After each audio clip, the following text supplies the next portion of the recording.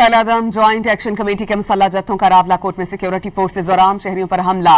मज़मूम एजेंडे में नाकामी के बाद आज सुबह कलादम एक्शन कमेटी के मुसल्लह जत्थों ने मतियाल मीरा बस टर्मिनल रावलाकोट के करीब शहरी आबादी पर फायरिंग की, जिसके बायस रेंजर्स का एक एहलकार शहीद, एक जख्मी हो गया।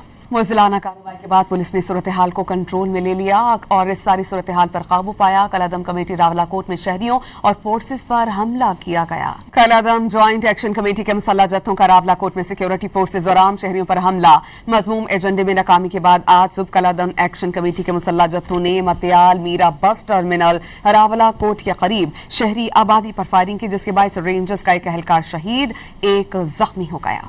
मुज़िलाना कार्रवाई के बाद पुलिस ने सूरत हाल को कंट्रोल में ले लिया और इस सारी सूरत हाल पर काबू पाया। कलादम कमेटी रावलाकोट में शहरियों और फोर्सेस पर हमला किया गया। कलादम ज्वाइंट एक्शन कमेटी के मुसल्लह जत्थों का रावलाकोट में सिक्योरिटी फोर्सेज और आम शहरियों पर हमला।